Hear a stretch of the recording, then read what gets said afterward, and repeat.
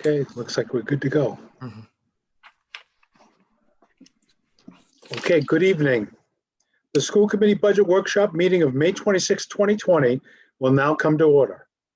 Pursuant to Governor Baker's March 12, 2020 order suspending certain provisions of the open meeting law, Mass General Law, Chapter 30A, Section 18, as well as the governor's March 15, 2020 order imposing strict limitations on the number of people that may gather on place, this meeting of the Methuen School Committee is being conducted via remote participation. Madam Secretary, would you please call the roll? Brian DiZoglio, Yay. Karen Hallbauer, Here. Jessica McLeod, Present. Susan Nicholson, Present. Luann Santos, Present. Donnie Pesh, Present. Mayor Neil Perry. Present. Okay. We also have other individuals present. Of course, we have the superintendent of schools, Dr. Brandy Kwong. We have Assistant Superintendent Eric McGee. Hi, Eric. We have Business Manager Ian Goslin. We have Martha Sorois, of course, who just made an appearance. We have Edward Luce here, and we also have Colleen McCarthy. Look at that, Colleen. I didn't even screw it up tonight. So welcome to all of you. Can I have a motion to accept the agenda as presented? So moved. So moved by Second. Member Nicholson, seconded by Member DiZoglio. Any discussion? All right, Madam Secretary, roll call vote, please. Brian DiZoglio, Yes. Karen Hallbauer, Yes. Jessica McLeod, Yes. Susan Nicholson, Yes. Santos, Yes. Jana Zani Pesh, Yes. Mayor Neil Perry. Yes. Excellent. Now, the most exciting part of the meeting, I understand we have a special guest to do the flag salute for us. So if I could ask you to put it all on mute with the exception of Member Pesh. Okay. I pledge allegiance to the flag of the United States of America and to the republic for which it stands, one nation under God, invisible with liberty and justice for all. Thank you, Stevie. Great job. Okay. Public participation was posted. As individuals that would like to participate in this meeting may do so in writing before 3 p.m. Tuesday, May 26, 2020, via an email to derunge@methuen.k12.ma.us, which will be read to the public. I did not receive any. Did we get any emails, folks? Anybody else? All right, just a reminder, if you'd like a comment at our next meeting, please make sure to email derunge@methuen.k12.ma.us, which will be read to the public. You must email it by Wednesday, June 3rd, before 3 p.m. All right. So can I have a motion to approve the Unit B Administrator's Contract? Moved. Moved by Member DiZoglio. I need a second. Second. Second by Member Nicholson. Discussion.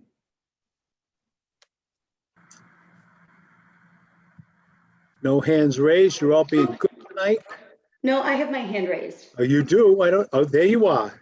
Go ahead, Member Pesh. Thank you, Mayor. Just a quick question. I know this is, we got the opine, and I'm sure this is in accordance as to what we had discussed. My only question is, with the potential wage freeze coming, how or will this be impacted at all?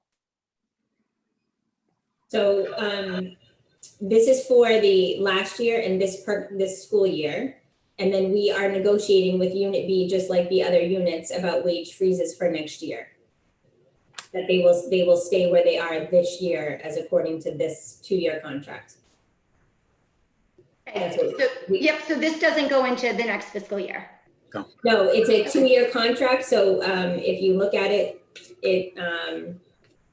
it's 18, 19, 19, 20. Okay, Yep. all right, thank you. That's it for me.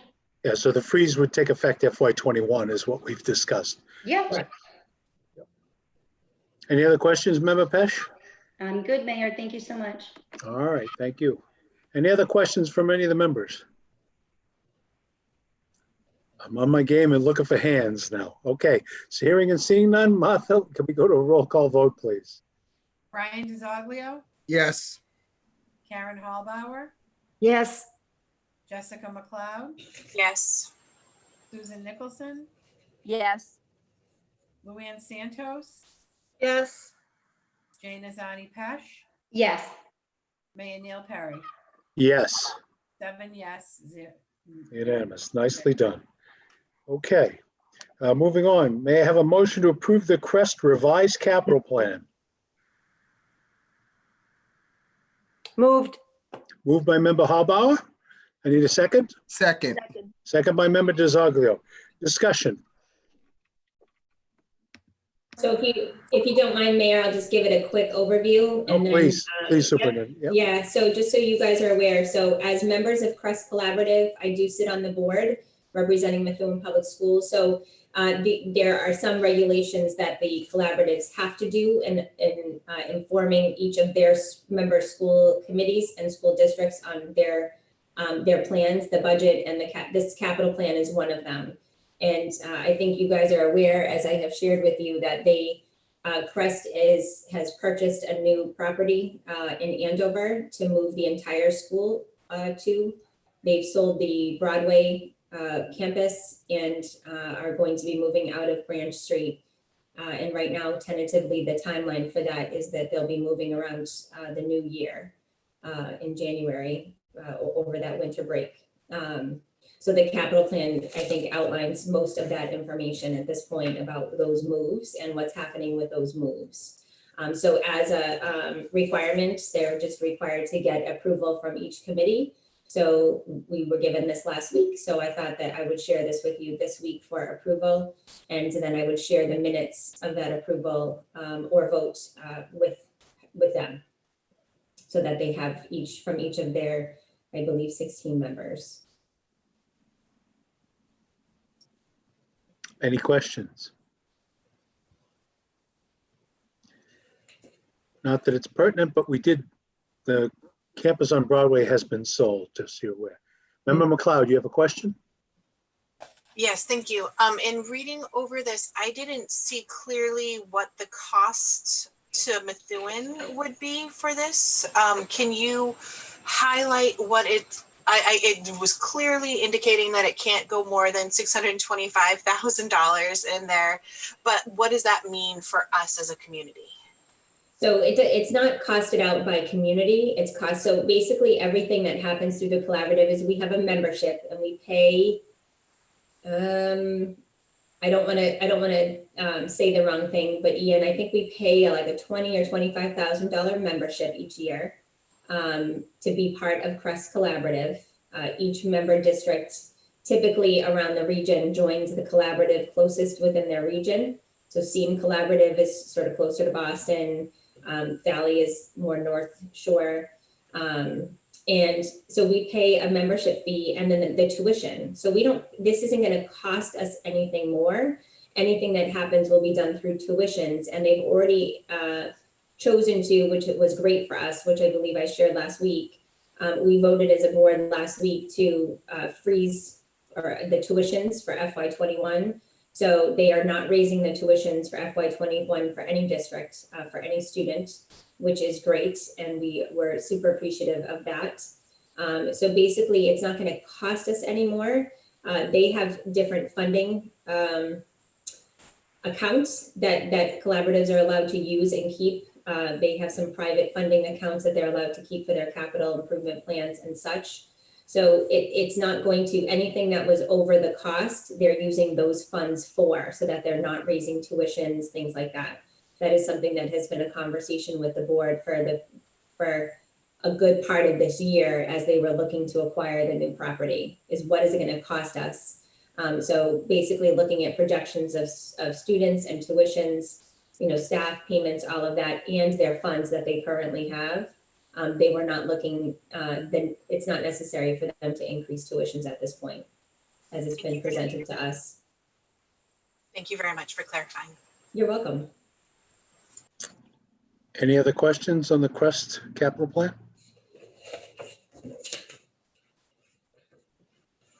Hearing and seeing none. Madam Secretary, can you put that to a roll call vote, please? Brian DiZoglio, Yes. Karen Hallbauer, Yes.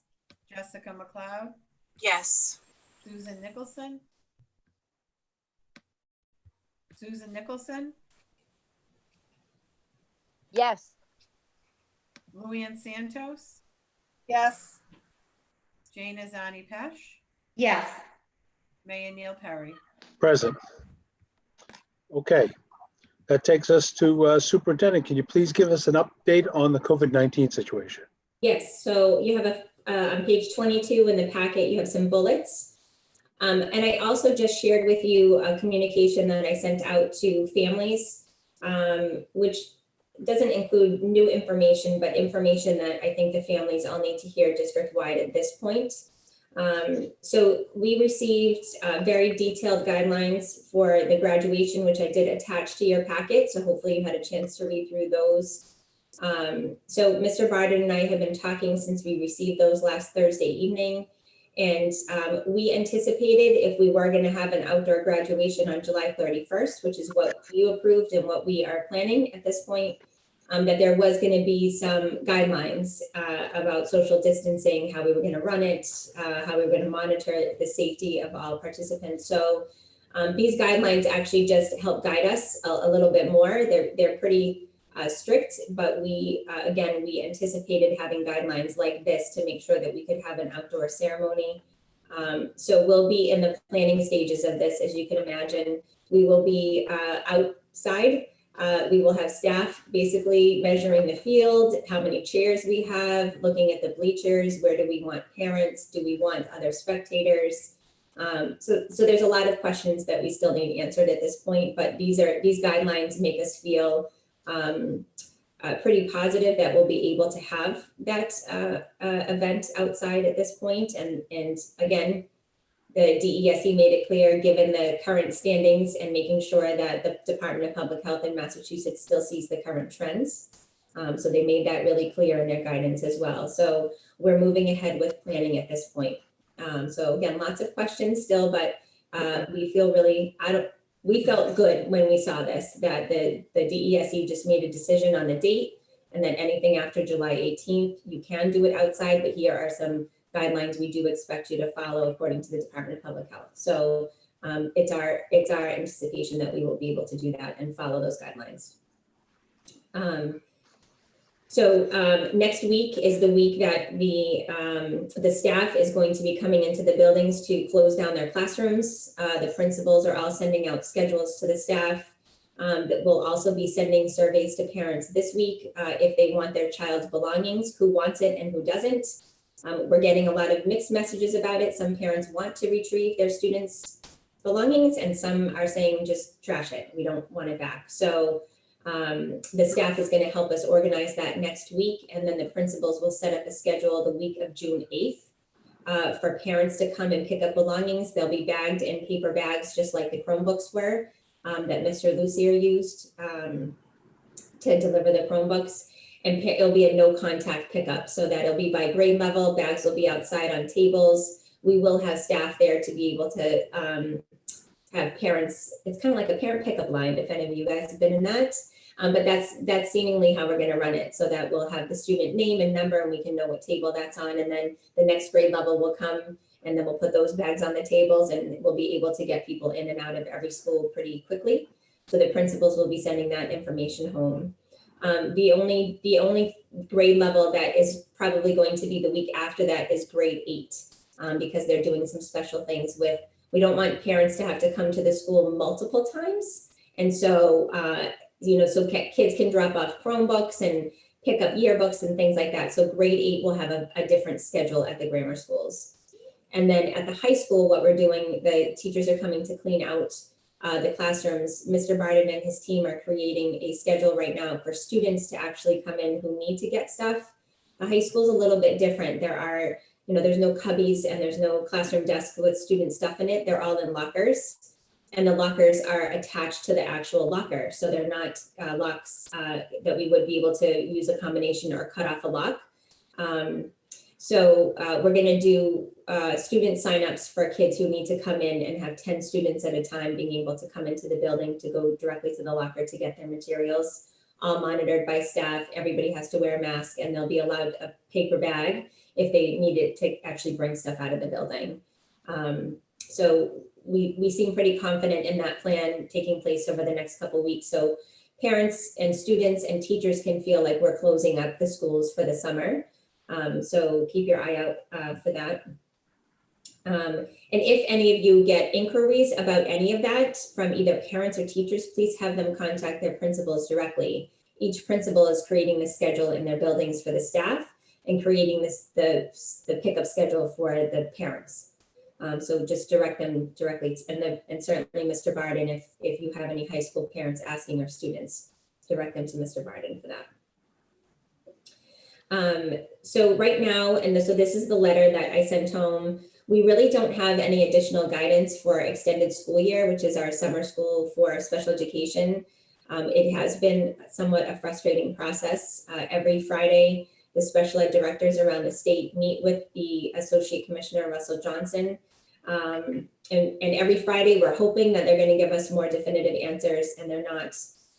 So at this point, Gina and I and her team are going to be meeting this week to roll out the programming as we see it. And at this point, it is going to be primarily virtual, and we're going to figure out if there are any kind of walk-in services, anything that we could do in person. And then if we're told otherwise, we will plan otherwise. But right now we have to plan, we have to inform parents, we have to get the staff hired. So we need to move forward with our planning. So those plans will all be rolled out by Friday of this week to families. So we wanted to let you guys know that, and I did put that in the letter as well. So the other piece that I put in the letter, I didn't put as much detail in the memo to you, school committee, but I did add it to the parent letter that you received about the summer programming. So again, we haven't received any further updated information about what summer programming should look like in the schools. And so we have 2 high school summer programs, academic, and then we have a 21st century program that we're talking about. We have the Ranger Camp, which is the K-8 summer camp program, which is primarily field trips and swimming lessons and swim time at Cedardale, and group cooking lessons and sports and things like that. And we also have a Unified Talents program. That's a 4-week program through the month of July that we host. Teachers create enrichment activities for students, and that's a great successful program. So we're basically trying to make some decisions about that reopening with the guidelines that we have at this point. We're not really hopeful to have any kind of summer camps in the schools, but we haven't made that decision at this point. We're also talking to the mayor and the rec department to try to coordinate, plans for that, to make sure that we're not contradicting, our plans, that we have students participating in one youth program but not going to another program. Doesn't really make sense. So we're trying to coordinate that. And the other piece for us is just with the uncertainty of what the opening of school looks like. I am very concerned about what August is going to look like for our staff, and just having buildings empty, that we might be repurposing space and desks and classrooms and cafeterias and media centers the month of August to prepare for opening. So having summer camps in there also spread out as far as they would have to be spread out following the guidelines potentially is going to be difficult. So we will, I say June 1st. I keep pushing it out because we're getting really close. The summer camp, the Ranger Camp typically starts the week after school gets out. So we're talking 3 or 4 weeks from now. The last week of June would have been a start week for us for that camp. So parents need to know, the vendors need to know if we're canceling, if we're not. Most of them aren't open at this point, but some vendors that we do use are in New Hampshire. And so we do have to cancel those things that might be open. Buses, things like that have all been planned at this point for the summer program. So there's a time frame here that we're just going to have to make a decision and inform all the families. And so I see that happening by early next week for our programming. We've got a couple questions. Member Hallbauer has the first question. Yes, thank you, Mayor.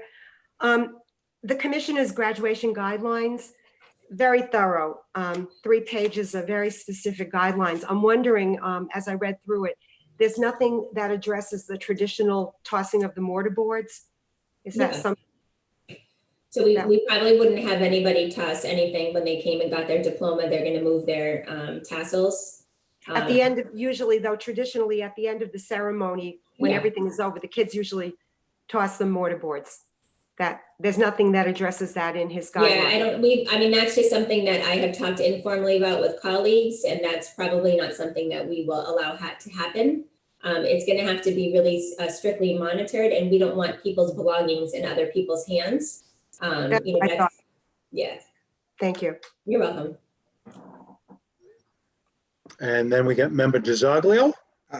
Thank you, Mr. Chair. And I have two questions, starting with graduation. I know we discussed 8th grade graduation, but I wanted to make it public and I told them I would address. I guess there was a survey sent out. I don't know if I'm hearing correctly about graduation or there hasn't been a survey sent out to 8th grade parents.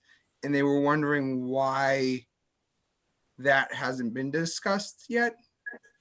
So I know that the principals are sending home tomorrow. We were reviewing it today, a letter to all the 8th grade families about what the end of the year events were going to be and how the final assembly was going to be held. So I know that's coming out, and all 4 principals are sending out the same information and doing the same thing for end of the year activities. Like I said, between schools, there's some things planned and information going home just to grade 8 parents. I'm pretty confident we're doing that tomorrow, going out to all 8th grade parents. Awesome, thank you. And then the second question is involving the summer program. Yeah. I received a phone call and I addressed them to talk to call Gina Bozak on that, but I wanted to see if anything has been updated due to the possibility of we don't know what summer programs. I'm hearing that certain students are not probably going to be able to attend summer school due to the fact of they might not be receiving services because we might not be able to do those services. Is that possibly correct, or should they still? They said they were already accepted into summer school, but then they were rejected. So I guess I need that person to talk directly to Ms. Bozak, because you can't get accepted and then rejected into extended school year. That's Okay. something that is written into a student's IEP. Mhm. But if somebody is talking about summer school, like academic summer school at the high school, that's different. That's typically credit recovery, which we need kids who fail classes to do summer school, which we're still trying to plan that. And again, at this point, we're thinking it's going to end up being virtual, but those are decisions we'll make here in the following week. But so if ESY, so the extended school year, which is for special education students who have it in their IEP, if they have it in their IEP that they qualify for ESY programming, and we offer as much as we can virtually, the parents can refuse that if they don't want the student to participate or not. And so there certainly are things that are going to be different about remote learning, just like they are now. But we will be able to offer remote education over the summer, as best as we can, as closely aligned to IEPs. That's the expectation. Yeah, no, and it was an ESY student, and that's why I also said it exactly what you just said. Yeah, and I just wanted to make it public because she is watching, so I want her to hear it from you, to basically give her that guidance. Other than what I said, go talk to Gina. yeah. I'd rather hear it from you exactly the process. Yeah, a survey did go out to all students, families who qualify for ESY. And so that's part of the work that's happening now is part of that survey was, if we were to have in person, would you participate? If it was remote, would you participate? So right now we're trying to match up everybody's needs with what the parents are saying they're willing to do. So we have to offer it, and we have to offer it to the best of our abilities. But if parents, are going to refuse or might not want it or might have questions, they absolutely should be talking to their special education administrator, or certainly Gina Bozak, for Thank you. clarification. Yep, you're welcome. And Member Pesh has her hand raised. Thank you, Mayor.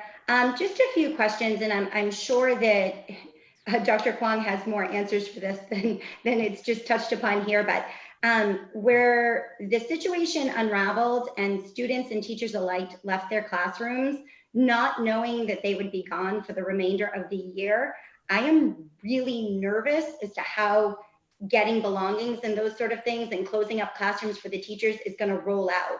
I think you said the principals are going to be in charge of organizing with the parents. So who's actually like getting the stuff? I'm just thinking like my 5th grader, right? He has his locker, he has his desk. He might have to go through, let's say, lost and found, which actually he did lose a couple things that I would have gone through had COVID not presented itself.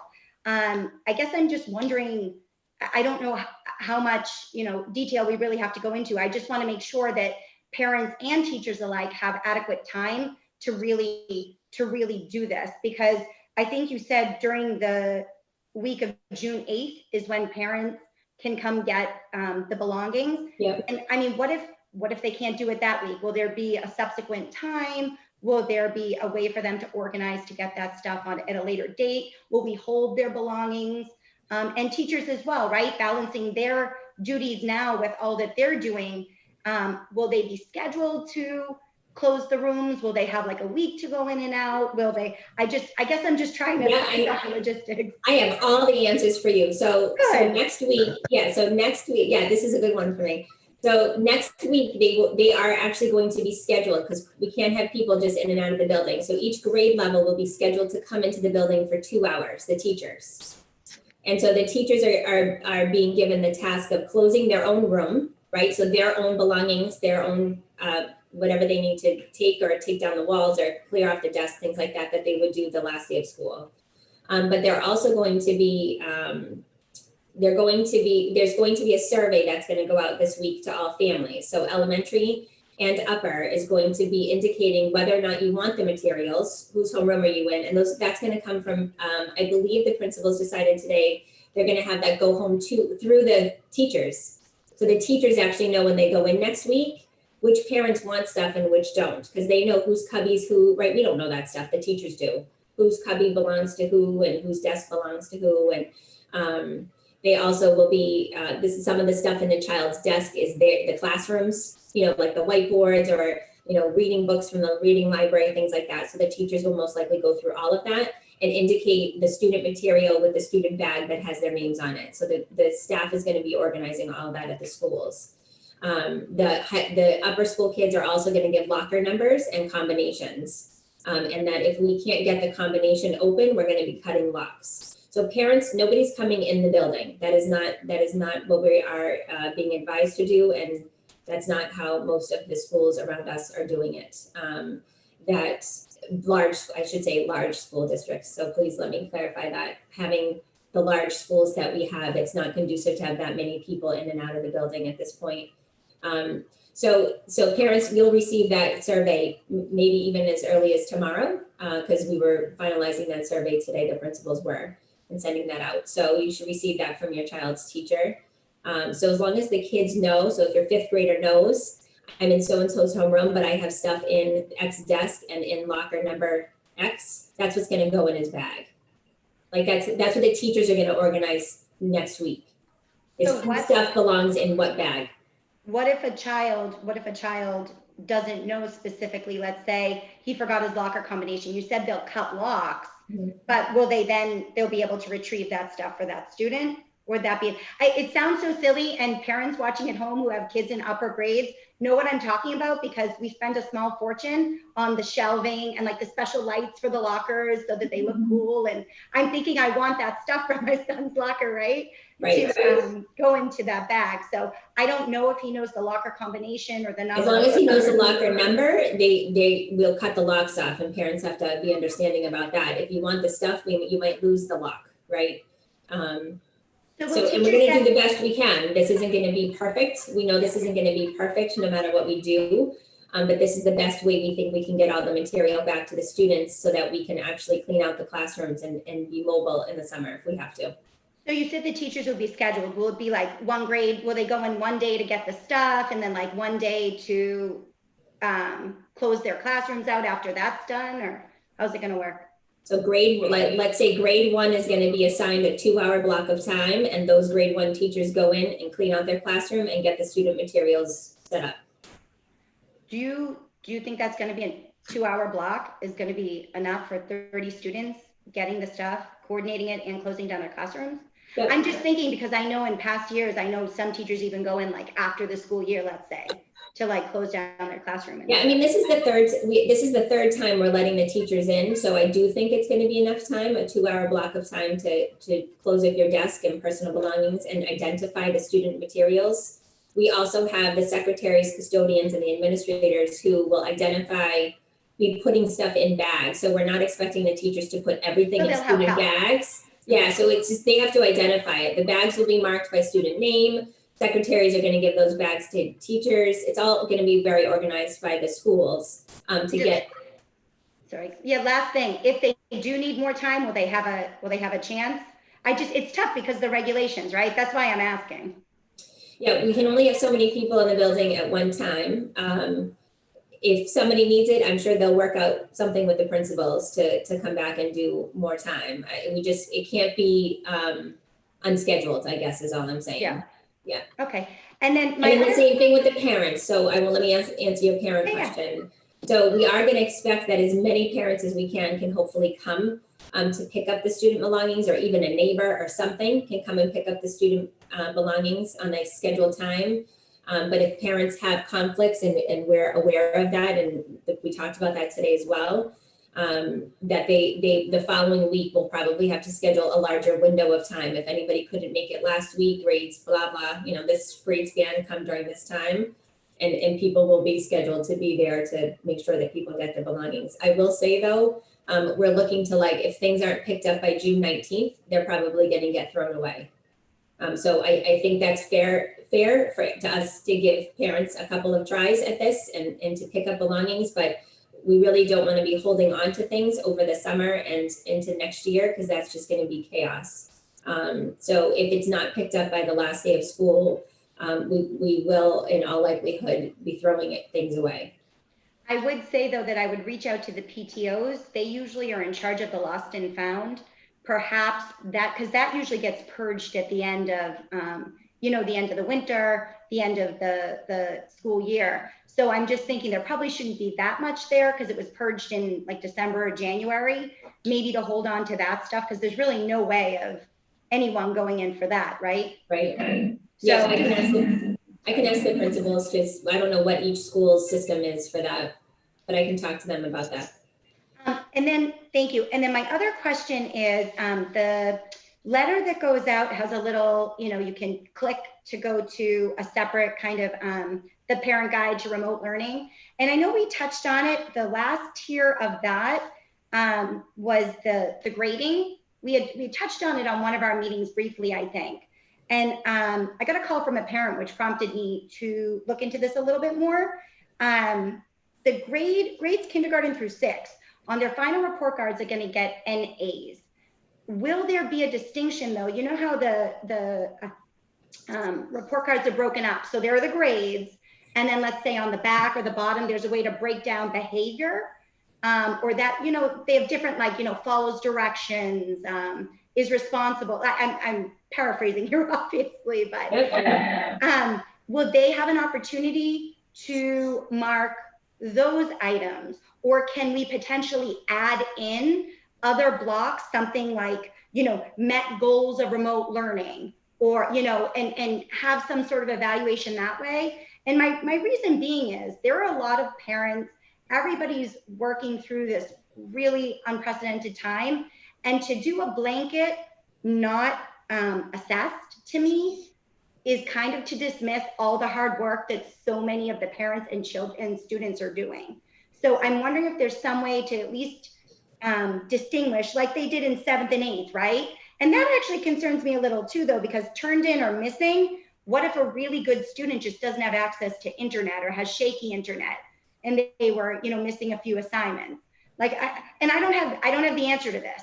I'm just kind of brainstorming out loud, but I would really like to see a way to assess the children, recognize the students who have actually done their best. You know, no one's perfect through this, but done their best through this time and have put in the work and put in the effort without punishing those who, you know, maybe do have other obstacles in their way, like, you know, internet service and that sort of stuff. Yep, I think those are ongoing conversations about assessment that we're having. And just to clarify, the 7th and 8th grade that turned in and missing, those don't turn into like quantitative grades on a report card. Those are the ways that we're trying to figure out to make sure kids know if the assignments are there or missing. And the 7 through 12 grading schema, we felt very confident that that should be the same, which is why that grading schema is the same for the final grades, because that's a numeric grade on a transcript. So we've had some ongoing conversations about what the final piece will be for K through 6. You know, some kind of culminating narrative of some kind for all the students. So I think those are also conversations that we're having right now, principals and with the teachers, that we don't want to just end it with a blank report card. And I don't think anybody wants to do that. And I think teachers are still sending out certificates of engagement and things like that to keep the kids going, encourage the kids to keep it going here for the final 3.5 week stretch. And they're doing awesome. They're doing awesome. And I know myself, I'm getting constant feedback from teachers and correcting assignments and, you know, awards and that sort of stuff, which is great for my kids to actually show them. And that's why I'm just thinking at the end of the year, just something that says, hey, listen, you know, XYZ student, you met the requirements, that you did the best you could through remote learning, as opposed to some students, and there may not be any, but some students who just really aren't doing anything and taking advantage of the situation, right? Just to kind of differentiate between those who are really putting in the effort. Yep. All right, that's it. Thank you. Okay, Member Santos has a question. Thank you, Mr. Mayor. Mine's actually really short, quick. We received notification. I have a 4th grader going into 5th grade next year, and received notification asking what t-shirt size that they need for gym. So are those going to be mailed, given, or are they going to be receiving them at the beginning of the year now? I do not know the answer to that, so I will find out. This is CGS only, I believe, so I can find that out. Okay, thank you. You're welcome. And I have one comment, Superintendent. So I read through, like Member Hallbar, I read through the graduation notification from DESE. Yeah. And it is impressive. There's a lot of detail in there. And I just want to express some concern to the parents watching, right? So there are a lot of requirements that your teams have to put together. So I'm asking for a little tolerance from the community because there's a number of limitations, right? I'm actually struck by how many of them are in no formal gatherings before, no food or drink at the event. And the one that really caught my attention is the mask, right? The masks seem to have become a kind of a flashpoint, and I'm just appealing to the community. Are these, have you already shared this criterion with the parents? So it's going in the newsletter to parents on Friday from Mr. Barden, yes. Okay, I guess so. I would hardly encourage every parent to read them carefully. Yeah. There's a, you know, it puts an arduous task on your team is all I'm suggesting, right? And I know we all want to do the right thing. We all want to have a graduation for our seniors, and that's what's, but there are a lot of criterion in here for us to meet to be successful and to be safe, right? And so we're not going to be able to do that without the cooperation of the community and the parents at large, right? So I would encourage them heartily, read them, and let's ask questions in advance and make sure that they're understood, because we don't want any, I use the mask, you know, I know that the masks have become kind of a flashpoint in the community, and not just in Methuen. So we don't want anything like that to mar a beautiful event like this. So. That's my only- I agree, and thank you. Yeah, thank you for bringing that up. This is going to take some work, like I said, but we are up for the challenge to do this for the seniors. There might just be, it might just be different. It might not, again, look the same, appear the same, physically, but we'll do everything we can to get those kids on the field. Hopefully all at the same time. That's even a little bit of a question for us, but we don't know. So there's just a lot of unknown questions right now until we really dive into the details of what the guidance gives us and what we're able to do. So I appreciate you putting that out there. We will need cooperation and help. And I know the staff is just able and willing right now to do everything that we can to make this happen. And we feel, like I said, Mr. Bart and I both feel confident that with this, it actually helps us plan it a little bit differently than we might have just done it on our own without the guidelines. Right. Thinking of all the things that they brought up that we might have missed, frankly. So we're it's a lot, but I think we'll get there, and we're going to go through the next, certainly we have a month, 2 months to plan this and really figure out how we're going to do this and what exactly it's going to take to do it. Yep, absolutely. So thank you. And Member McLeod has a hand raised as well. Thank you. It's not a question, but to piggyback on your good point, Mr. Mayor, I know that it's not the district's preference to have a big Facebook or social media presence, and that's respected fully.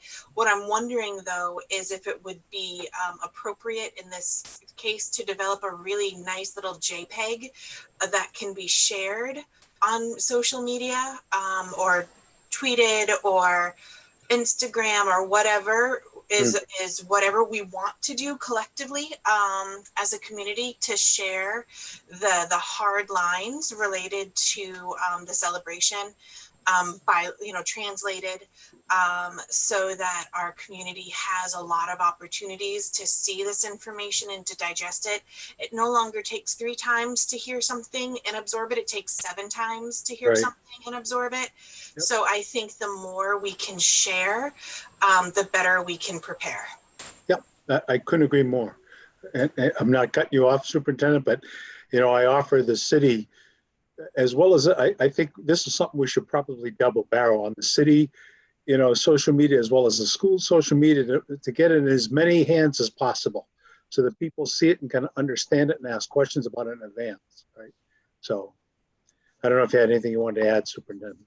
No, I think those are good points. And even, having, not even just having it in paper, but having as many Zoom meetings potentially that we can with parents and students, even, gathering as many folks who would be involved to communicate that and be able to ask us questions, things like that.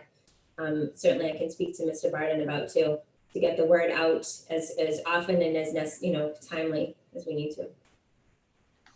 Yep. So thank you. Okay. All right. Anything else? That was a good discussion. All right, so Superintendent, any new updates on the FY21 budget, he said? Yeah. So actually, I'll just go back to one last thing. If you guys read the communication I just emailed home to parents, the one piece there on the bottom that I noted, I didn't put it on the memo, just because this all kind of came a little bit more clear on Friday and today. About the reopening. So we intend to send home a survey to parents next week about remote learning, how it's affected them social emotionally, what's worked, what hasn't. And then the last section of the survey is going to be about reopening, their thoughts and feelings about reopening. A lot of districts are collaborating on these efforts right now around us, and the Merrimack Valley Superintendents Association met last week as well. Just getting information right now, feedback back from parents, which can actually help us in the reopening plans.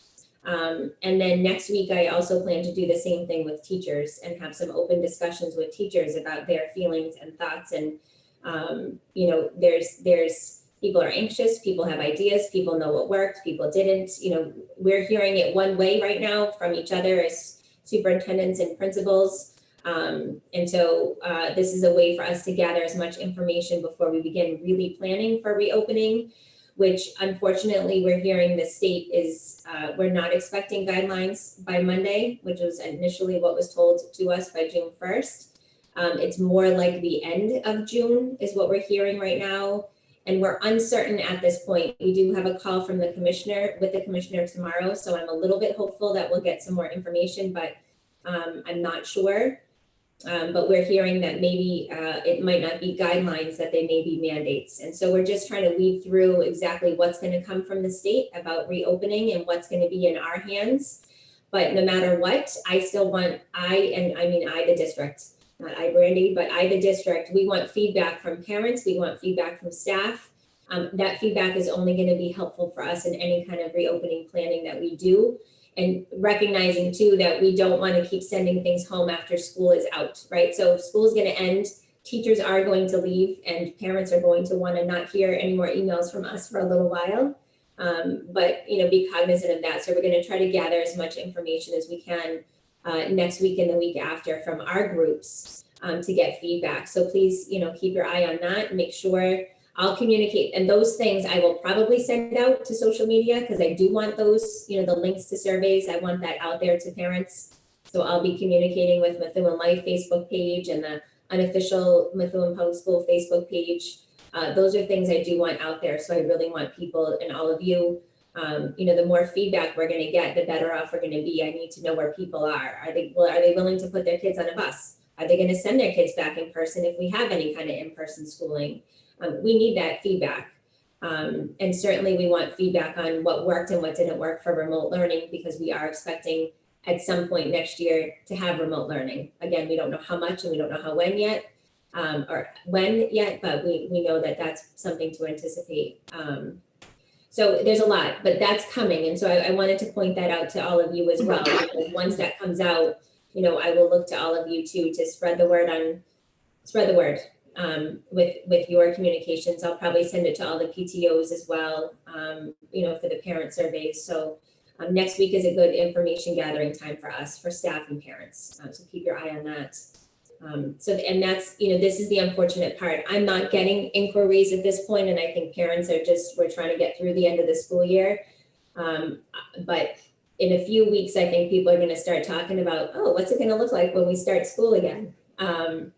And that's going to be in the forefront of our minds here once we start closing down the schools. And so I don't anticipate having any reopening plans until July, end of July at best at this point, with what we've been given from the state. Just planning how this is going to be, staffing, transportation. I can't tell you the list and how many questions that we have at this point as districts and superintendents to really focus on. It's overwhelming. But we'll get through it and we'll plan it, and it's going to be, safety is going to be the most important priority for everybody. We're not going to put anybody in a situation that is unsafe, and that's going to be us to figure out what that most safe situation is going to be for our kids. And so, it's going to be a busy June and July for us. And so, I did tell the parents tonight, they're not going to get their homeroom assignments. They're not going to get their class schedules at the high school. That is just unrealistic right now because of the budget, just unknown budget and an unknown reopening. We just don't know what those things are going to look like right now. So I just want people, I'll say the same thing you just said, Mayor, about graduation, but we want people to be cooperative and patient. Our job is to educate kids, and we will have a plan. It's just going to take us a little time to really think about the plan and how important that plan is to reopen school in September. So that was the only other piece I wanted parents to know, is that we don't have those answers right now. I don't have a plan. I don't have a plan, and I'm not just sharing it, right? So I'm not sitting on something that I have that I don't want to share. We're not at that point yet that we have that plan and it's all done and ready to go. So I'll keep you guys obviously posted on that progress as well. Oh, and the budget, I'm sorry. So that I went backwards. So you asked me about the budget. That's all right. That's okay. That's okay. So yeah, as you can see on page 26, I told you we would keep you updating this. So we had a little good news last week. We were able to reduce another $180,000. Ian, I think, had a pretty successful meeting with Maggie and some folks at the city about our solar credits and some energy billing that we can reduce. And then we also sat with Ed Lucier, and they were able to reduce his budget based on some things that have already been purchased or not needed at this point.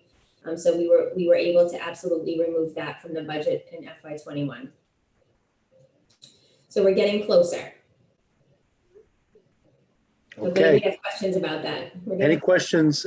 Wait, Member Pesh has her hand raised and I picked up on that. Thank you, Mayor. You're like a pro hand raiser noticer. Just a couple quick questions. One to the business manager. I think it's just a typo. Math is not my strong suit, but I was comparing it to the old one you gave us, and I noticed the new $180,000 deduction, and there's only about 80. I think you didn't take out the 100,000 out of that final 82,075 number. I'll have to look at the formula. The formula might be missing that stuff.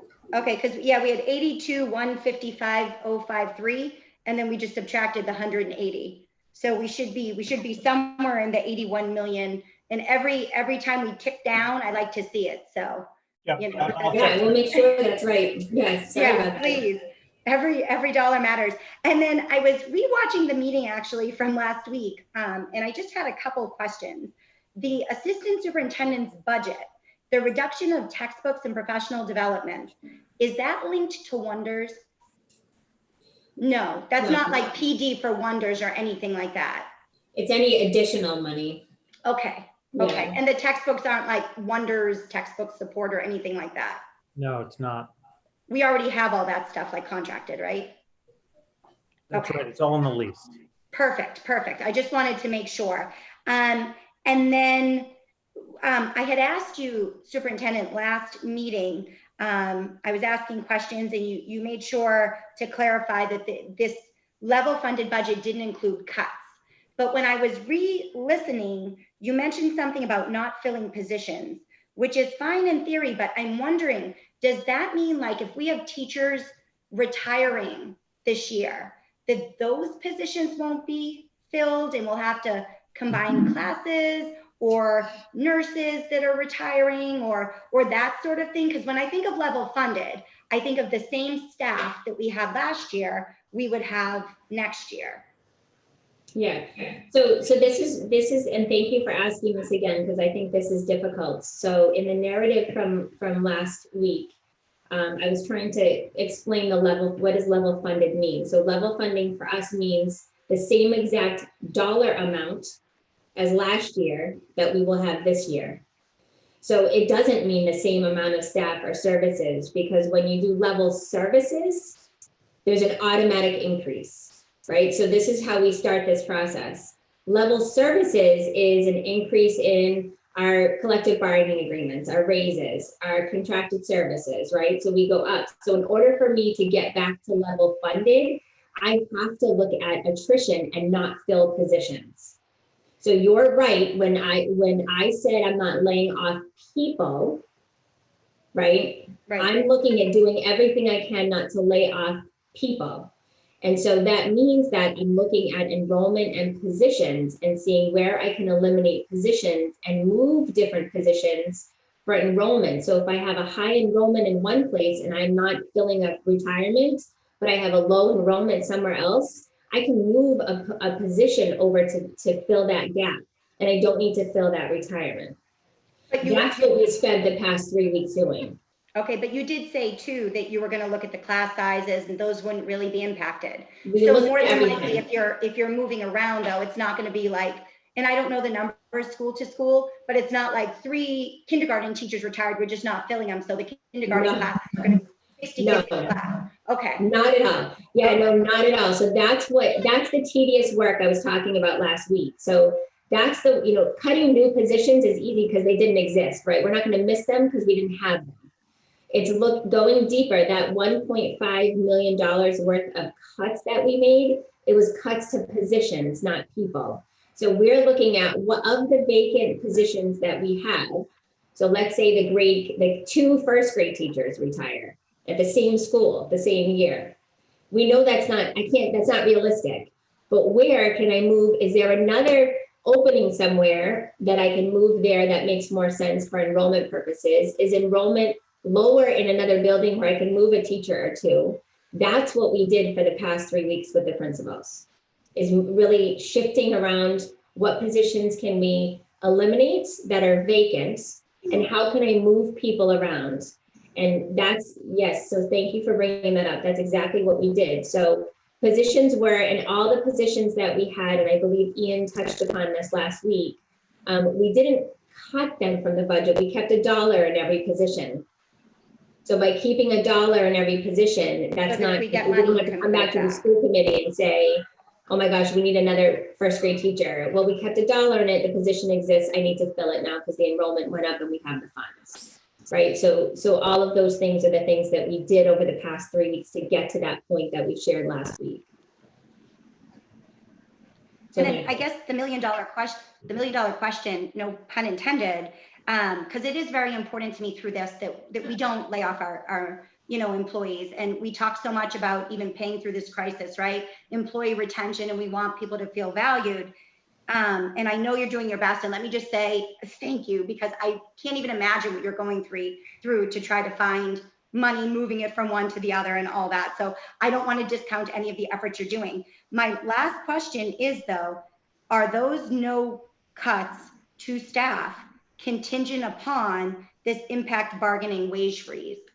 Or are we leaving that out? Because I know it says potential, but are we factoring that into, like, or do we have something else that might help us there that we would implement that? So it's, so I want you to see it like this, and this is exactly what we're using. We're using this table with all of our units when we're impact bargaining. So people can see exactly what we've done to get to this point.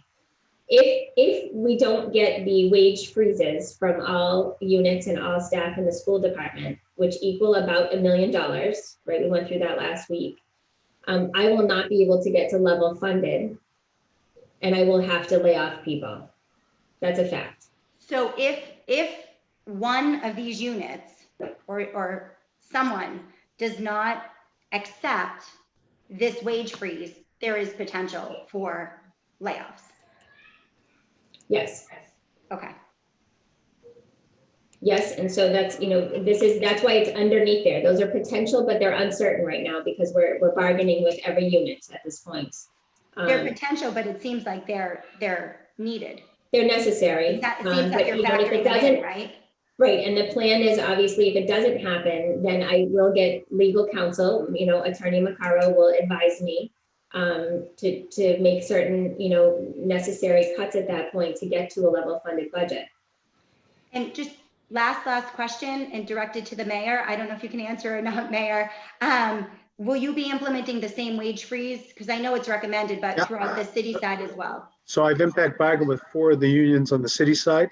So it's a hard freeze, no steps, no cost of living, right? Right. And the message we're delivering, the superintendent and I were joined on that, is in the absence of that, on the city side, it's even worse than on the school side because 80% of the city's cost comes from personnel, right? So this is something we're really appealing to the unions through the impact bargaining, that, this is not, and, it's troublesome to me, remember, Pesh, that, a newspaper reported that Methuen had a $6 billion deficit. That's not the truth. So we have to learn to use appropriate words. We're forecasting, like the other 350 cities and towns in Massachusetts, a revenue shortfall in FY21. That's what this is. It isn't mismanagement. It isn't overhiring. There's nothing involved here. This is not a Methuen specific issue. The state of Massachusetts took in $2.4 billion less in April than it forecast. And they forecast that they will take in an additional $2.4 billion less than they forecast in May. So we are making good fiscal planning by trying to hold the line here to the FY20 costs. And that's the advice we're getting from DESE, as the superintendent said. That's the advice we're getting from DLS on the city side. And we're trying to implement that. And we're appealing to all the unions saying, look, this is the path. And none of us, in my 40 years at Raytheon, I did plenty of layoffs. I never once did I enjoy it, right? And so we're trying to avoid that. And the superintendent and I met with the unions collectively to say, here's the message that we're going to be giving to you. So it's consistent on both sides. Perfect, Mayor. Thank you so much Yep, for that. you're welcome. And, nobody wants to implement a wage freeze. Nobody wants to do this. No. This isn't anything Yeah. anybody, could foresee, but if it's all the way across and it's uniform, I think it's Yep. much more palatable. Yeah, and we really need all the unions to kind of understand that. We're not looking at any one union or we're not looking at the school side to take the brunt of things versus, the impact is the same on both sides, both the city side and the school side. And, there's nothing anybody could have done to prepare for this. Who knew? If I had known, would I have run for mayor? It's COVID-19, right? So. We're glad you did, Mayor. We're glad you did. Thank you very much. I appreciate that. But, the COVID disease has done its health damage and now it's doing economic damage. And we will get out of it. Our view is that this is a one-year blip and then we'll come back to this. So I don't want people to lose faith here. So. Thank you. Yep.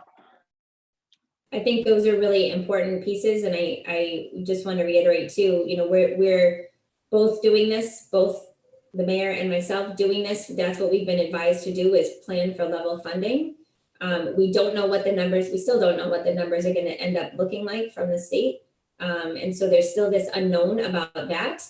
Correct. If they come in less and more difficult for us, because half of our school funding does come from the state, there might still have to be layoffs. We don't know what this is going to look like, but it'll be that many less layoffs. Hope I said that right. Less Right. layoffs, with the wage freeze than if I have to do that and don't get the wage freeze. So, we're hoping this is where it's going to stop, but we can't say that for certain at this point. I know I have not received any more notice at this point about what the state funding is going to look like. So we're preparing for this. On the advisement of everybody around us, and we're hopeful. We're hopeful. That's all we can be right now.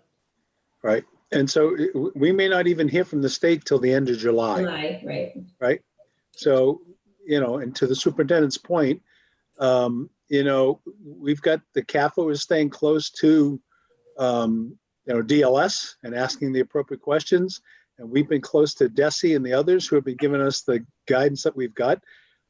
That doesn't mean it's a slam dunk that we know the answer, but we're going to go before council towards the end of the second week of June with a proposed budget based upon what comes back from these impact bargaining discussions.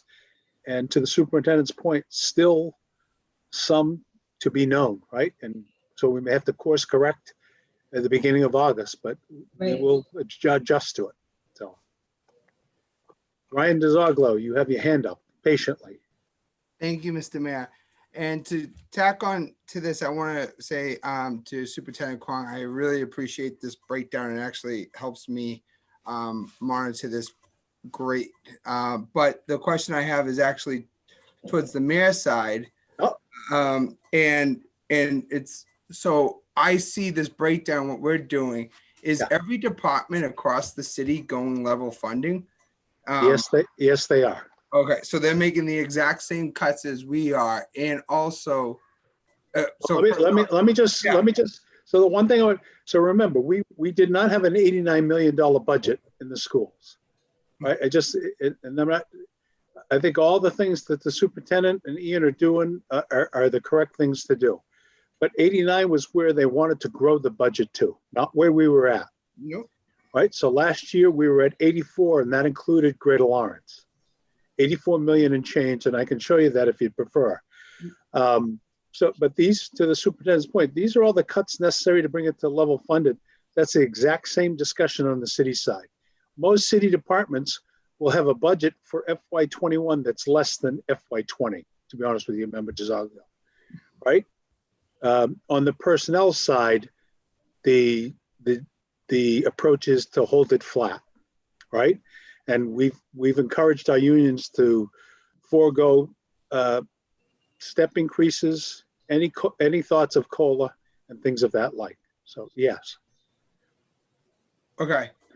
And so to continue that discussion, the thing that I'm worried about on the city side, on the school side, is we've over the years have cut administration a lot, and I've gone over the DESE report that and the superintendent's findings.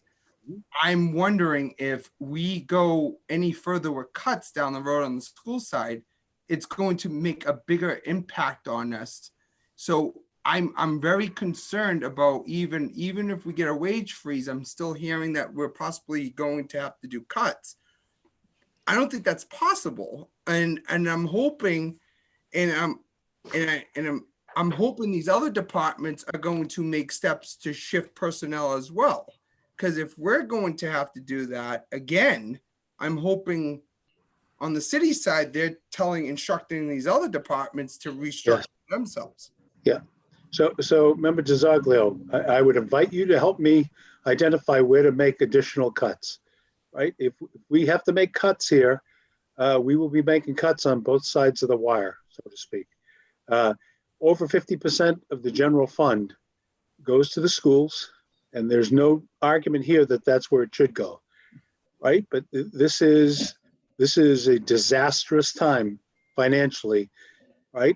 And the superintendent and I are both rubbing rabbit's feet every night to hopefully that the state will give us more money than we think we're going to get, right? So if they were to give us the appropriation that we originally were planning for, if you'll recall, we were going to get an additional 3.5, superintendent, if I remember correctly, $1 million from the Student Opportunity Act alone, right? And that's how we were going to do some of the things that we wanted to do. The city was going to bump up the budget for the school, and we were looking at a growth plan to get to $89 million over the next 2 to 3 years. That was the plan, right? We can't plan on the state giving us some of that money. That's really what this comes down to. So trust me when I tell you, there are painful cuts that will be made everywhere if we have any surprises at the end of July, right? And I think what the superintendent is doing on the school side and what I'm doing on the city side, and you can feel free to reach out to the CAFO, she'll tell you, we're on round 2 of the budgets by department, and we'll be at round 3 when we give the final dose of here's where we ought to go to city council.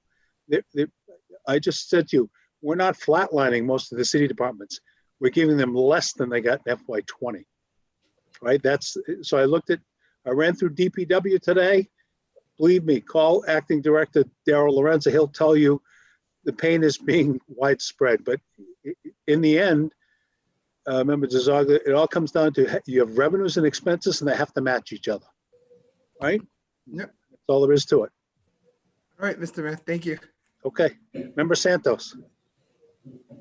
Thank you, Mr. Mayor. Great transition into my comment. I have no question. Just that I think you kind of hit the nail on the head, is to not lose faith. I try not to lose faith and trust that we're all going to do, the best we can with what we have, not knowing what we're going to get. Yeah. That's Yeah, it. I appreciate that. We can all, like I said, the superintendent and I are completely aligned. And, I heard discussion when we met with the unions that they've never seen that before, where the superintendent and the mayor stand there and say, here's where we are, right? And we're doing that to try to be transparent with everybody and say, look, I would much rather be standing in front of you saying, guess what? We got a pot of gold and we're in great shape and we're ready to go, right? And so let's figure out how to divvy that up. And hopefully, Member Santos, that will still happen, and something, maybe the federal government will ride in and write a blank check for the city of Methuen. I pray every night for that. So all we can do is click our heels, but I mean, not to sway against any concerns, because they're valid concerns, but well, the one thing I would ask you all to do is, and I say this again, and I think the superintendent, what I don't want to do is do a pitched battle between the school and the city side.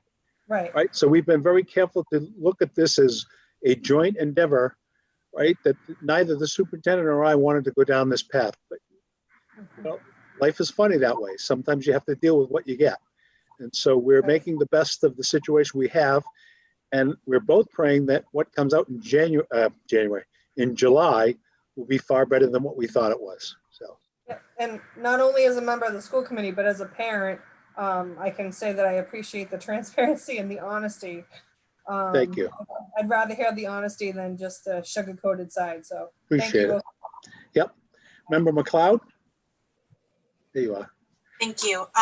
Certainly also in the to honor transparency transparency.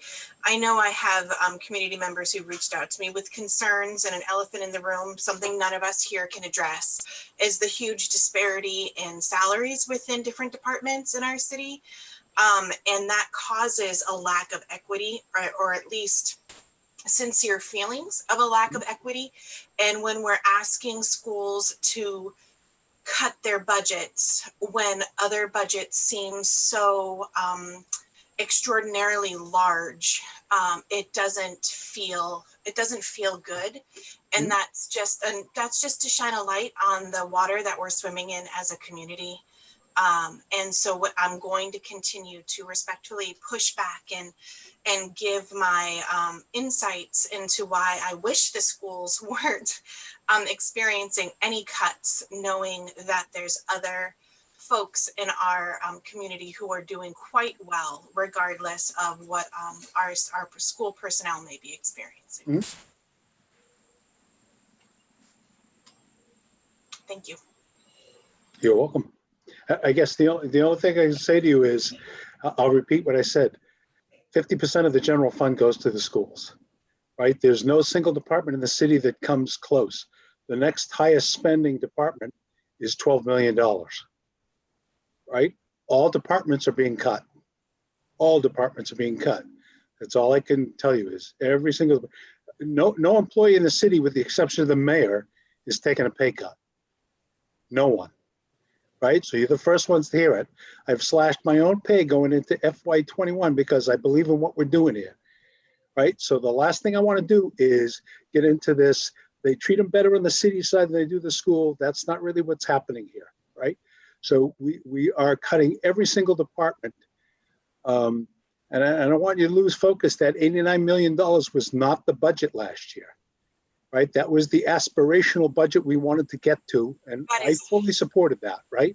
Understood through and through, but there are still people well beyond that aspirational budget, especially our children and students who are going to be feeling the pinch. And so that's just the reality. And I think it's only fair to give voice to the concerns that a lot of people in our community are experiencing. Everybody's going to feel the pinch, Member McLeod. Everybody.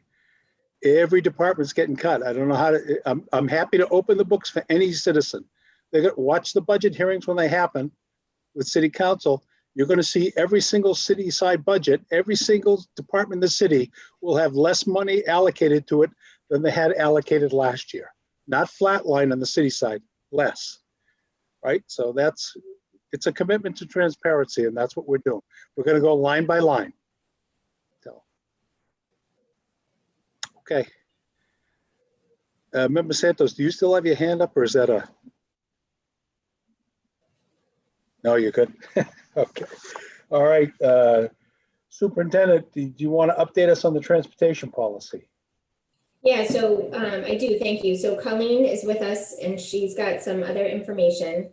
And I would prefer for her just to explain it because she knows it better than I do, and to answer some of your questions. So we provided a few things for, I think, the three things that you wanted.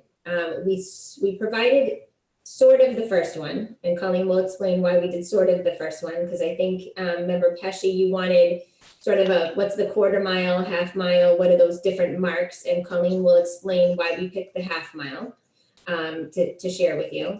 And then there's a survey, a draft of a survey that, thank you, Jessica. I think we captured everything that you said, and maybe added a few more things. If this is the survey that you would want me to send out to the parents who might be impacted by any changes within that small radius around the schools.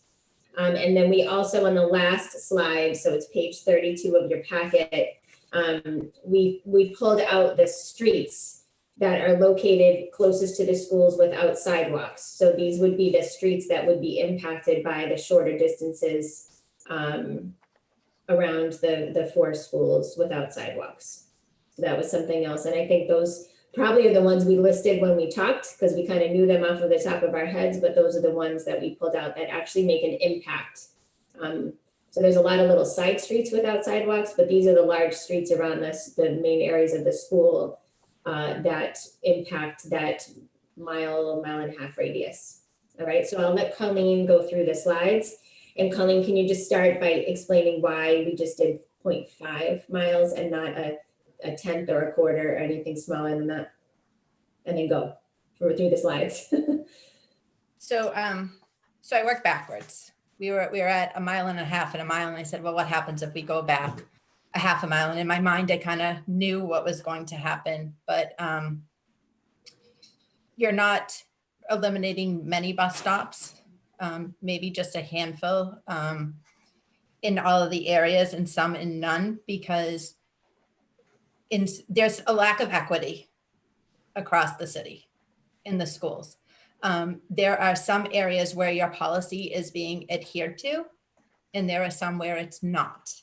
So by dropping the walkout to a half mile, what it does is now we've got to add buses and we have to add bus stops. And our walkers at the high school, we'll use that for instance. If everyone is familiar with the side where the Timony is down Pleasant View Street, we have crossing guards at the bottom of Pleasant View Street that cross over into Larchwood, Kenwood, Birchwood, that area right there. Those students right now are walkers. That all gets eliminated. The street that is on the lower school side of the Tenney, Davis Road, those students are walkers to the high school. Those would have to be bused if we dropped it down to a half mile. So going any lower than that, there's no bus stops there. It would just have the effect of adding bus stops. And thinking back to last week when we were talking about the mile and a half and the areas that it's affected, the one thing that I did forget to say is that we do have a great partnership with our school service officers. And anytime that we have a request for a bus stop, or parents say that there's cars speeding at the bus stop or it's unsafe, they've been absolutely wonderful about checking it. And even a few that were checked on this year, they questioned that bus stop's really close to the school with sidewalks and kids are walking away from the school. So wondering why we still have these bus stops. I guess more of what we're looking for is for you to maybe update some of the language of your policy if you so desire, and support some changes to existing stops based on recommendations in conjunction with the police department for safety. Colleen, can I just clarify something? So, Sure. so the committee understands. So when Colleen started and said that it's not equitable, so I think what it's my understanding over time that due to favors, people asking for bus stops, political decisions, things like that, all these bus stops have sort of happened and have been asked to happen. And so over time, they just built up. Am I saying that correctly, Colleen? You are, and it goes back well over a decade, maybe close to 2 in some areas. And it's hard now for us to just, without support, take those stops off. And I'll go back to an area that I'm quite familiar with. So heading towards the marsh, on the upper school side, on the right-hand side, you have areas like Harvard, Savoyan, Bridle Path, Blueberry. On the left, you have Nelson, Jade, Temple, Pearl. The left side walks, the right side's bust. It feels like there's a little bit of an inequities there. Yeah. The Tenney, they're walking right at the limit, right down by Chapel, Summer Street, Stevens Street, all in that area there. They're all walkers. Just trying to equal it where it's safe across the district. And that would save us some money. So do you just want to go through the slides that you created at least? Can I ask a quick question? Absolutely. I know I'll age myself here. We don't do like patrol leaders anymore? No. I'm sure. We don't. Okay. We I was don't. going to nominate to have Ian in charge of the patrol leaders. So. Yeah. I think he was a patrol leader at one point. He was. We discussed it. That was the best patrol leader. So would you like me to go through each school and let you know what areas we would have to add where students are currently walking from? Yeah, I think, or I don't know. It's up to the committee. Some people are shaking their heads, so no. Okay. So I think I went through the high school. So you got a picture of where a half-mile walkout is at the high school, and also the marsh. At the Tenny, like I said, that the area, Summer Street, Stevens Street, Nevins Road, all up into that area, up by Chapel, going up the hill. Those students right now, it's sidewalked all the way down. We have a crossing guard in front of the school. Doing a half-mile walkout, those students would all need to be bused. At the Timony, it is the Larchwood Road neighborhood, again, going down Pleasant View Street. We do have crossing guards at East and Larchwood. Those neighborhoods over there, that would be within walking distance at this point. In the CGS area, walking down on the same side as the CGS towards Pond Street, you would get like Adams Ave is a half mile. So you would be busing there.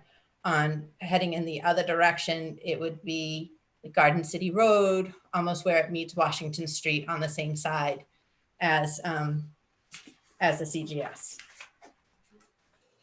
And to be fair, we have, our program is called TransFinder, and TransFinder is exactly what plots our bus routes.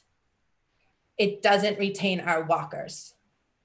So definitely, I would think you would look at a couple of buses if we change the policy to the half-mile walkout, but we'd have some work to do within Infinite Campus if that was the way that you were looking to change the policy, to find out the actual number of students who would be walkers on those streets.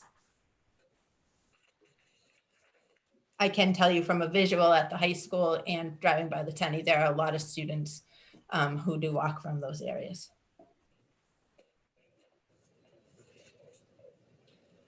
Questions? Lots of questions probably, but who's first? There goes Ryan. Ryan. Yeah. So again, so I know a lot of these streets. I walked them when I campaigned like 4 years ago, and I could tell you Howe Street, Forest Street, and West Street are dangerous streets. Right. Cars fly up and down, and I really do believe this is going to turn into a public safety issue very quickly. But I understand what we have to do. But I also think, and this could be future down the road, we might be at the first step right now. Eventually, I would like to sit down and talk to the subcommittee of public safety and see if we can get certain grants or anything to improve certain situations, in sense of some of these streets are completely dark at nighttime. So I'm only thinking about the fall time when kids are doing an after school program and they might have to walk home, although they don't get usually bused. But now I'm starting to think these other questions now, that some of these kids might be walking anyways, and it could become a dangerous situation as is. So if we're going to improve these areas, we need to maybe have the subcommittee of public safety be involved as well. I could be wrong, but I think that's actually a good idea. So Ryan, the only comment, I don't know about the public safety committee. I'm assuming you're talking at the city level, right? Yeah, So because I think this is going to eventually need to be a city thing as well. So I would say to you just the first comment. So we pulled out those streets that don't have sidewalks because those are safety issues and we would never let that be an issue. So, if it's not something that we would consider not having students bused from West Street or Forest Street or House Street as needed on the sides of the street that we wouldn't want kids walking on. So we would not, that's why we pulled those streets out, right? There's going to be some non-negotiables regardless that are already non-negotiable because Washington Street, because of safety. So we're not going to allow that to be a public safety situation. That's why we indicated those. But I can't speak to the other part. I'm not aware of what the public safety subcommittee is, but these are also the other things I think the mayor was looking at. If there's a street that does have a huge impact, is that where we start with the sidewalk project? So that's when Colleen and I were talking about this. When we said the streets without sidewalks that could actually impact bus stops, you're talking about House Street and Fort. Those are the streets without the sidewalks that you're making house stops, just one right after the other. And that's where kids are coming down from some of those side streets too. And they're stopping, right? They're coming down from, I don't know, Colleen, give me a street. On Adams Ave. Adams Ave, right? So they're Street coming down from different streets right to House Street. So those, we were trying to think of which ones have the biggest impact. And I think that was part of the conversation the mayor was looking for last week. Where do we start those projects that could have an impact for kids? Those would be some of the streets that we selected. Okay, and I might have just read that wrong because I thought you put those lists because they are, I thought you were meaning they were going to be impacted and that we need to focus on these streets to improve them if we were to make these stops impacted. So that's, I think I just read when I was going through the slides. Yeah. I think that slide was that was something that this committee wanted from us, just a list of streets that we would kind of remove from the situation that would be a public safety or a safety concern. That right now I couldn't eliminate bus stops on those streets because it's a safety concern. I couldn't have kids walk, up Washington Street or on the right side of House Street, things like that. Yeah. Okay, thank you. You're welcome.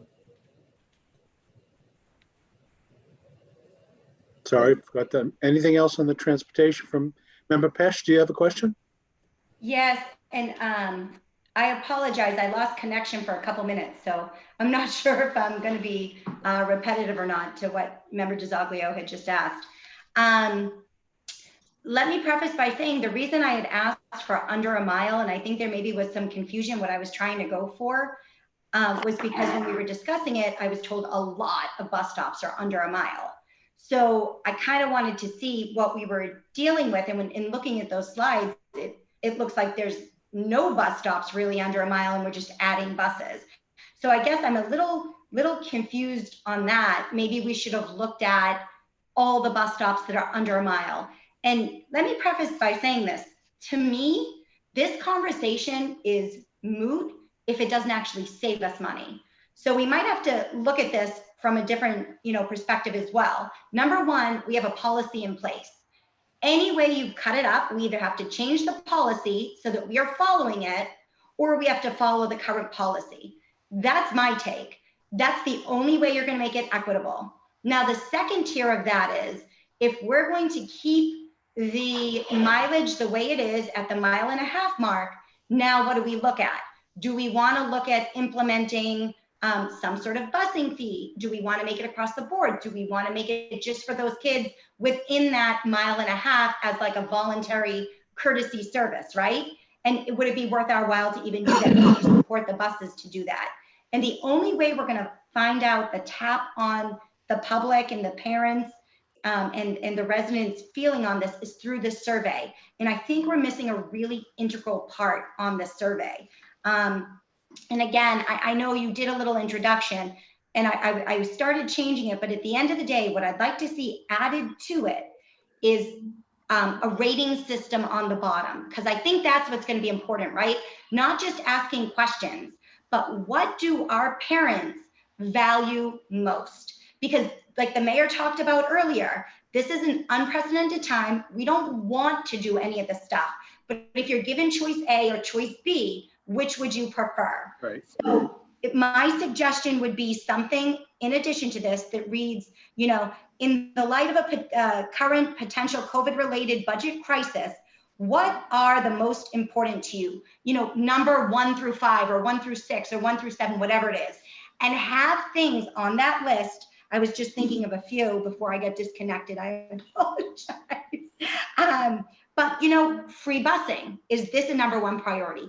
Class sizes, no teacher cuts, no user fees, full day kindergarten, free, I should say free full day kindergarten. These are hot topics.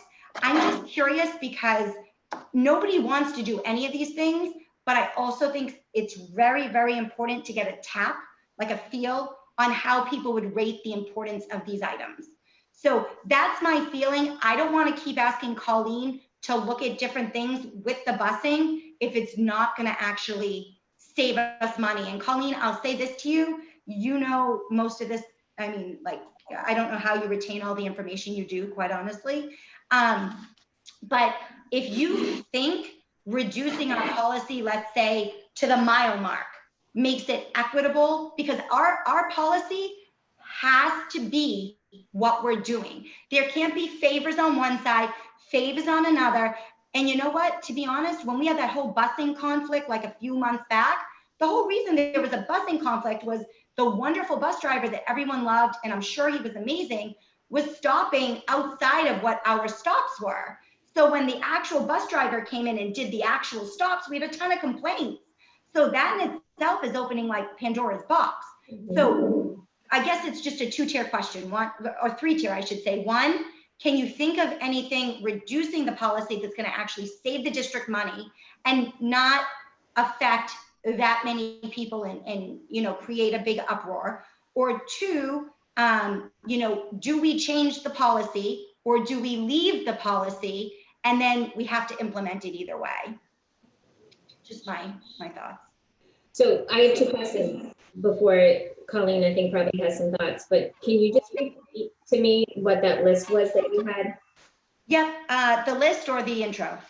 The list first. And feel free, any other members, if they can think of anything. I was thinking, you know, what's most important? Free busing, Yep. smaller class sizes, full day kindergarten, or again, free full day kindergarten, no teacher cuts, no user fees. And you know, we have it very good in Methuen. We really do. And I am a big opposer of implementing these fees. Let me preface all this by saying that. But if it's between huge class sizes and cutting teachers, me as a parent, I'd rather make some payments and keep our teachers and keep our class sizes small. That's my own prioritization. I don't know if the rest of the people feel it. I can't make a decision just based on what I think. So I'd really like to know what other parents feel. Madam Vice Chair, I just want to say you were spot on, because I exactly said that to a parent when they called me up after the last meeting regarding to their bus stop, and I compared it to either we do these cuts for transportation as much as we don't want to, but would you want your child to have a 30 student class size when they're not getting any attention at all? And then you'll be coming back to us saying the class sizes are too big, but you wanted your bus stop. So at one point, especially in this time, we have to make sacrifices for the better of the community. And you know what they say, Ryan? They say great minds think alike. You're just the Italian. I'm good, Mayor. That's it. Yeah, I'm good. Yeah, I'm totally fine adding that at the bottom and just say rank these in order, right? To just rank them 1 through 5 or 6. Whatever it is. And I would just ask if any other members have any other things they can think of, because again, and if I do too, maybe we can email Jody or whatever for any additional ones that we want to add. Sports fees. Well, I said user fees. User fees. Yeah, oh, okay. Yeah, I got that. Okay, any other input or, Member Santos has her hand raised. Thank you, Mr. Mayor. I just want to caution, when we do put this out, just maybe at the top, at the beginning, just say we're just putting our feelers out. However you word it, I don't want it to cause panic. Being a parent, if I just see this and say, oh, I'm expected to rate it, what's more important to me? Something at the beginning that says, we're looking to see, what your feelings would be about this. This is why we're doing this.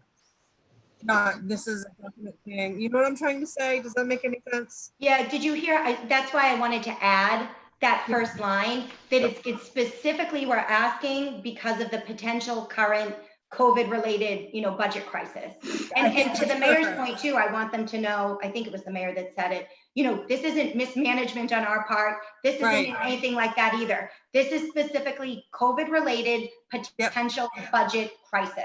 And hopefully we can plug through. And maybe a one-liner that these things don't have to be implemented forever either. If we can make it from point A to point B, I'd be happy to get rid of any of these things. Correct. I agree. And how you worded it, Member Pesh, is, I think, perfect.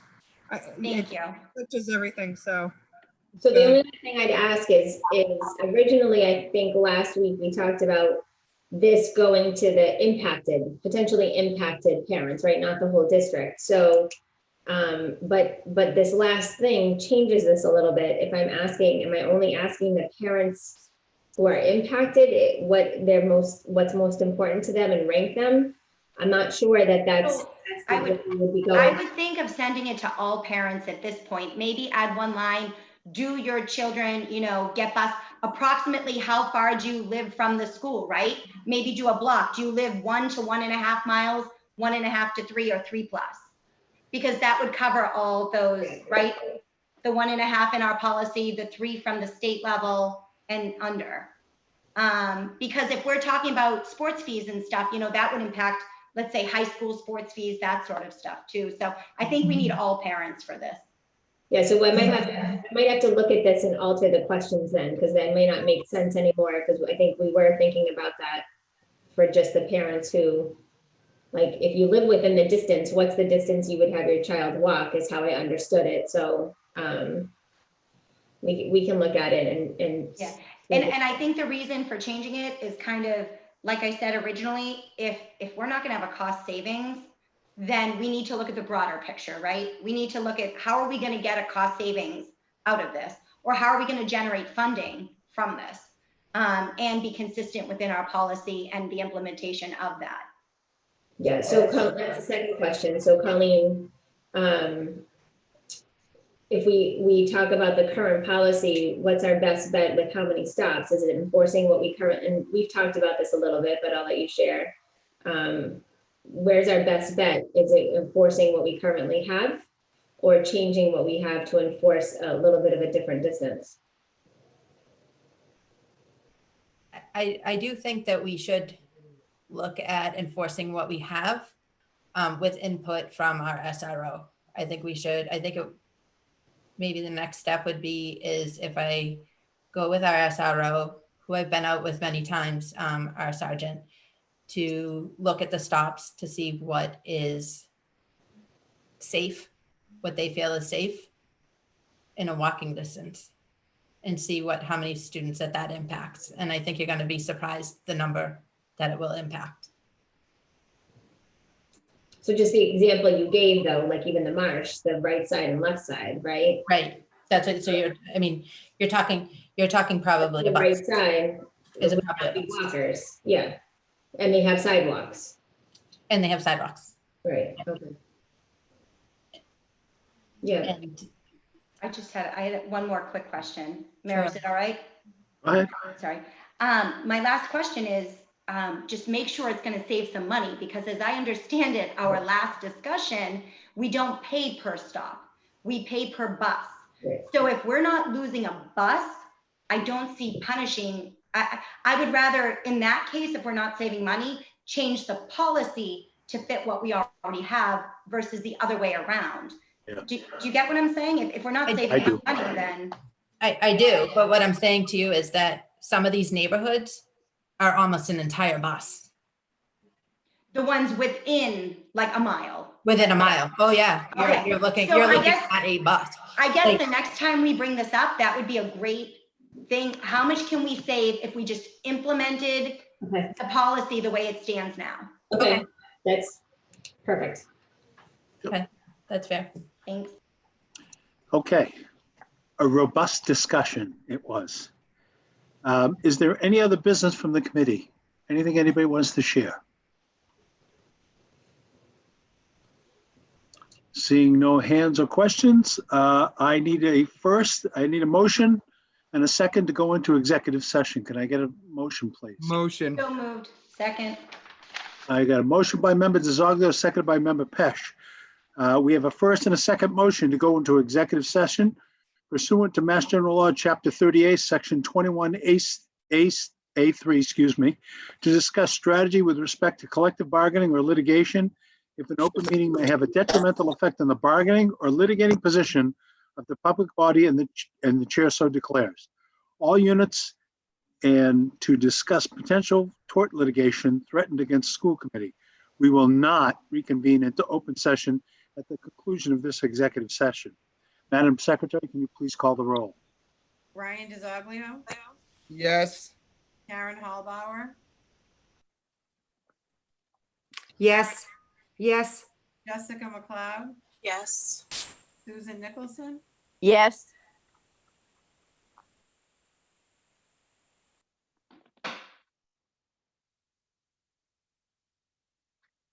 Who was next? Did we lose you, Martha? Yeah, we Luann can't hear you, Santos. Martha. Luann Yes. Santos. Yes. Member Pesci. Joanna? Yes. And Mayor Neil Perry says yes as well. We are unanimous. thank you, I froze. Good We save. lost you, Martha, so we moved ahead. So, all right, the meeting is adjourned at 8:14. You should have received another invite to go into executive session. We'll see you all there momentarily. Good night, Methuen. Good night.